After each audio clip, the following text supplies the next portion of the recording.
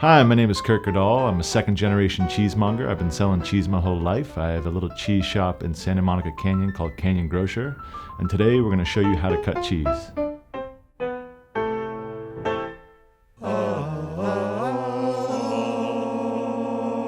But before I jump in, and if you're feeling fancy, be sure to subscribe to Come to Cheesus. Cheesus will bless you for this, and let me know what other food topics you would like to explore.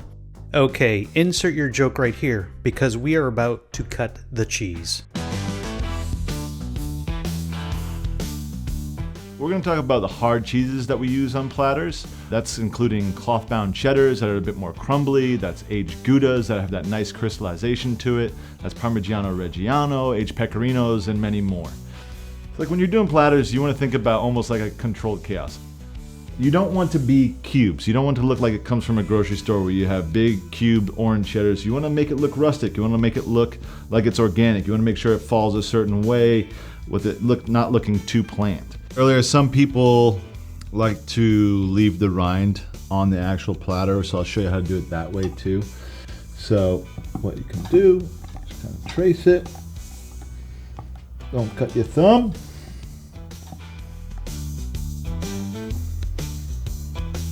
Just go to the shape of the cheese, leave a little bit there.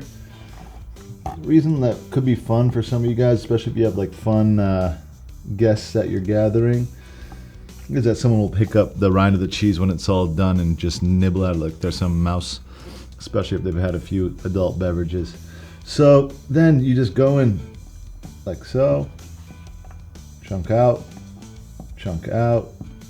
little gouge.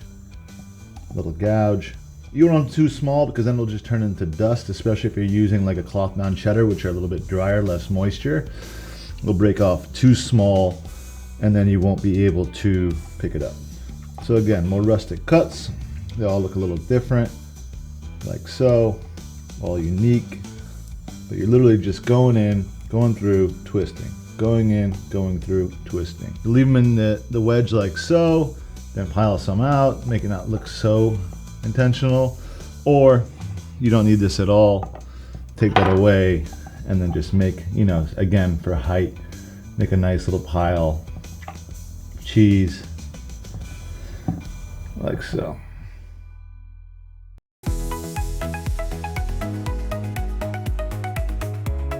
So the next style of cheese we're doing is basically something that comes in a wedge. You'll see a lot of cheeses that come in this shape because cheeses are made in wheels. And when you break them down, you want to make sure they have equal cheese to rind ratio.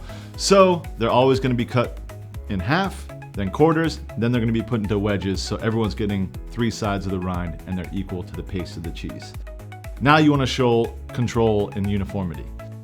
This is when you want to be more deliberate, more intentional in the way you cut. I like to leave the back rind on for the different contrast in colors of the paste of the cheese, and with this you have a really cool basket weave. That's how the cheese is actually molded. So what I do is start from the edge, remove that, don't need that, and then I cut them about this thick, okay?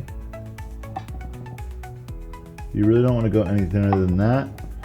If you do, just eat it. You deserve to be fed while you're making a cheese platter. You want to do that to the rest of the cheese. Once you get to a certain amount you need, you can make any type of design you want. What I usually do is just kind of follow the board. I love using like live edge wood boards. I use olive wood boards. Inexpensive and they look really great. So I will just follow the outside of it. So say something simple like that.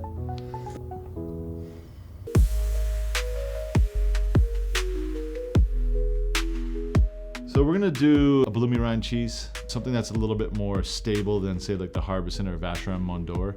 You could also compare, this is like in the Brie family, but this is enriched with, has a higher butter fat content. But if you see the squeeze, there's like not much give to it.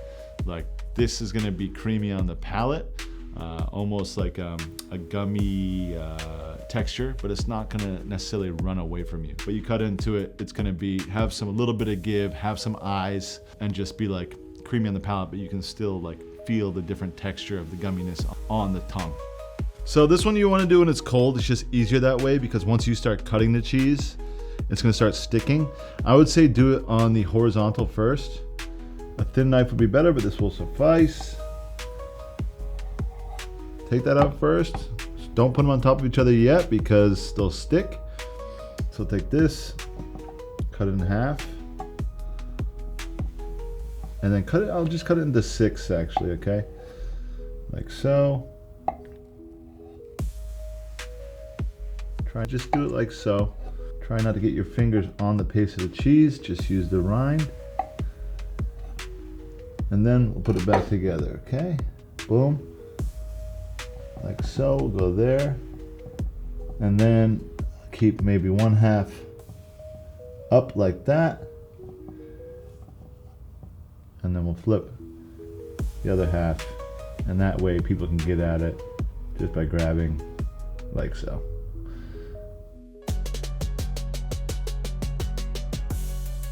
So when you make cheese platters, it's a lot about the aesthetics and how the cheese platter looks. With this is more traditional. We're gonna talk about a cheese called tête de moine. So traditionally what they do is they use an instrument called a Girolle, or in American, they call it cheese curler. Most of you guys are gonna be starting with a half wheel of tête de moine when you do this, unless you're having a huge gathering. Then you can do a whole wheel. Make sure when you order the half wheel that you're letting the cheesemonger know that you're gonna be using a Girolle, so you want it cut on the horizontal, not the vertical. Vertical will not work. It's like shoving a triangle into a square. All right, so you wanna have it as center as you can and shove down. Use a little bit of force, not my best center. Then you wanna make sure it catches on the spikes below. This cheese is durable, so don't be gentle, okay? It's in, you're situated. Then you can throw first sharp side down, pop like so, okay? And then you wanna start your method of just going like so. You can see how it's starting to come until it's desired. And then almost looks like a little bugle, right? That's what you're gonna look at. You don't wanna squish it. You wanna leave it in entirety.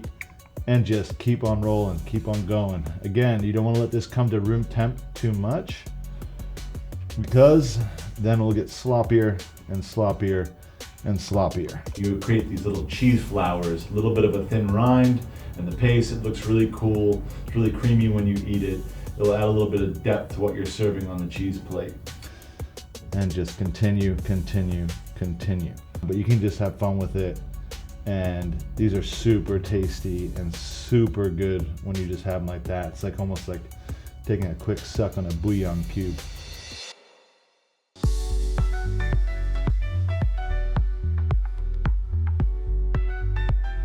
Next cheese we're doing is a soft cheese. So this is a cheese called Parmesan, made by one of my favorite producers in the US called Jasper Hill out of Greensboro, Vermont. It's a cow's milk cheese they wrap in bark. So it's kind of a mix between like a camembert and a vacheron Mont d'Or. Little side note, invest in a cheese knife. Like, you want to put a good cheese knife on a platter. This is a really cool one my father found years ago in Italy called Scarperia Saladini. You can buy direct from them. This is a nice olive wood handle one. You can use it for charcuterie, cheese, things of that sort. So when you want to spoon your cheese, it hasn't been sitting out super long, but you can see it has some, high moisture in there. It's a good ripeness. So what do you do on this one? If you want to leave half the rind exposed and half the rind no mas, what you do, give a little incision like so.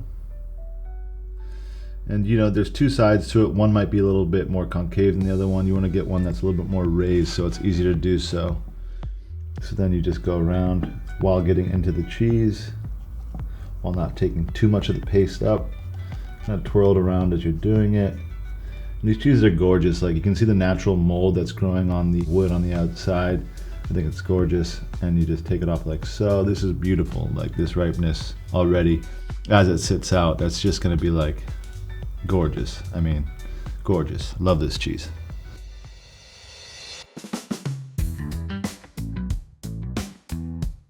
So the next cheese we're going to talk about is blue cheese. There's so many great blues out there, and I think it's really great to always have this as an option on your platters. It adds color, it adds strength, it adds saltiness, and with all the accoutrements you put on your platters, you can find some really fun combinations with all the sweet things such as dried apricots or candied nuts or honeycomb, etc. If you're ever like worried about doing it, some good, I think, introductory blues for people. This one's called Bay Blue from Point Reyes. It's one of my favorite blues. A lot of restaurants use it for a menu actually. Okay, so the blue, little rustic cuts while leaving some of it in its entirety. So just nice little chunks, what people want to get at. Let it go.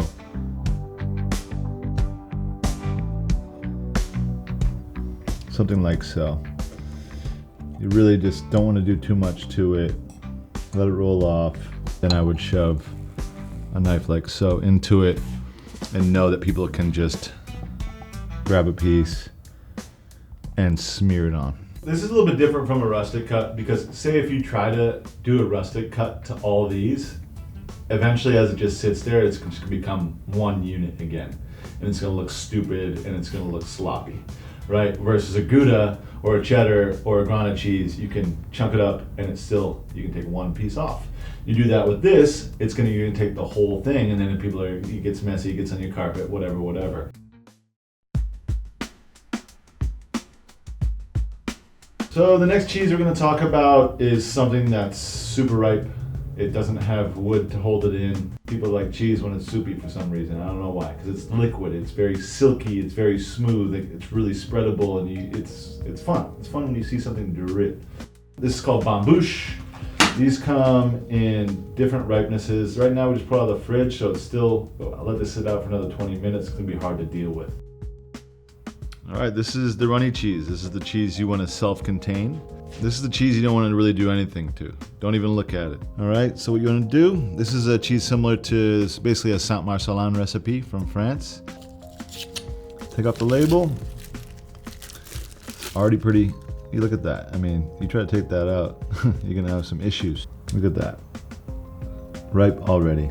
This is just gonna run and goo away. This baby has some legs.